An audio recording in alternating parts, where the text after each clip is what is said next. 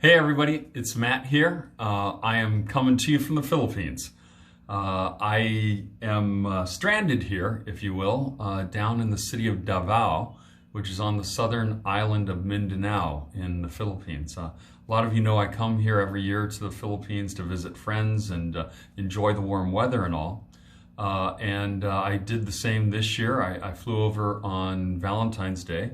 Spent about 3 weeks staying with my friend who lives up in Pampanga, about half an hour north of, or a couple of hours north of Manila.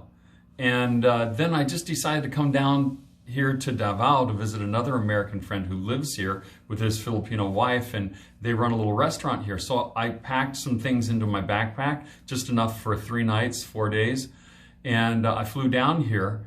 And when it was the day before my flight back, I got a message from Philippine Airlines that my flight had been canceled and that I had been rebooked on a flight on Friday, 4 days later.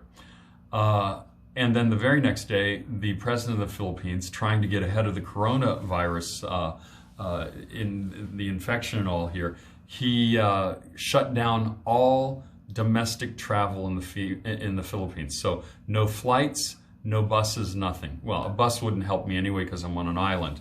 But I am 640 miles away from all of my supplies, all my other luggage, clothing, and everything of that sort. And I'm suddenly looking for some other option, and there isn't another option. I mean, there is no way for me to get out of here. So luckily, you know, I was able to work with the resources I have available. I contacted my host here in this great little Airbnb studio efficiency apartment that I'm in, and she understood my situation. We negotiated a price. She's let me stay here for half the regular price. And so if I am indeed here until April 14th, which is currently the date that the Philippine President Duterte has stated, you know, at least I've got a place to stay. I was able to wire myself some money, so I've got money because all my cash is back in Pampanga. Everything is there, and there's no way for me to get to it. But I do have a cute little apartment here. Let me see if I can show you a little bit of what it looks like. This is the cute little place here. I've got a little bathroom over there, and you can see I've got CNN there, and I got Fox and Al Jazeera, and so I'm you know, not without news, and there's some movie channels and all. We've got a nice view. I'm on the 11th floor of what's called the Avida Towers here in Davao, and yeah, I guess. To say what's happening in the Philippines, they're very aware of what's happening in Korea and what happened in China. They are trying their best to get people to cooperate and, you know, self-quarantine or keep social distance and so forth. There's certainly been a run on hand sanitizer. I gotta say, the Filipinos have got a little bit more better together than you guys in the US, because there was no run on toilet paper here. I don't know what that's all about, and somebody needs to explain it to me. Anyway, we've heard it in the news and all that here. But you know, I think that infection rates here in the Philippines are going to be pretty strong. I think the last I had heard is they had only identified about 200 cases here in the Philippines, and they've had about 14 deaths. But I think that's probably because of lack of testing. And also understand, lots of people here in the Philippines just don't even go to the hospital because they don't have the money to pay.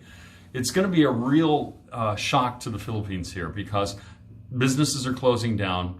You see a lot of places shuttered. And Filipinos, unlike Americans, really live, lots of them, I should say, I can't generalize, but many of them, a large portion of the population live literally hand to mouth, and they don't have a buffer, and it's going to be really hard for these people. So it's the next couple of weeks are going to be very interesting to see what happens to the social fabric here. But anyway, I am thinking about my friends and family back there in the US, saying lots of prayers for you, and I hope that you are all being safe, that you are sheltering and staying germ-free, And the predictions of the rate of infection in the U.S. are rather sobering, and I just hope that the government's got their act together, and that that you guys are all going to get the help that you need, and all of you are going to be able to stay safe. Whatever you do, follow directions. Please don't hoard. I mean, that's one of the things that seems to be in the news stories all over the world that I'm able to get here, is that they're talking about Americans going crazy and long lines at stores and hoarding toilet paper and hoarding sanitizer and all. And guess what? You know what? Those things are going to be available. You're still going to be able to go out to the store. Just wash your hands. You know, don't touch other people, and keep your distance. You'll still be able to shop and all that. So please don't go crazy, folks, and just take care of each other. You know, if you are hoarding things, that means there's not stuff for someone else. So, you know, I'll keep you posted on how things are going here in the Philippines. And I just know that I love you all, and I just wish I could be there with you. But I will suffer away here in 90-degree weather, and looking at it from out my apartment window. Anyway, when you're done listening to this, if you want to catch the rest of what I have to say on later days, I'll be traveling around Davao a little bit. Just click the subscribe button. And also, tell me what you're doing. Send me a message and let me know how you're staying safe, and what you're going to do to keep yourself entertained during this time. Take care.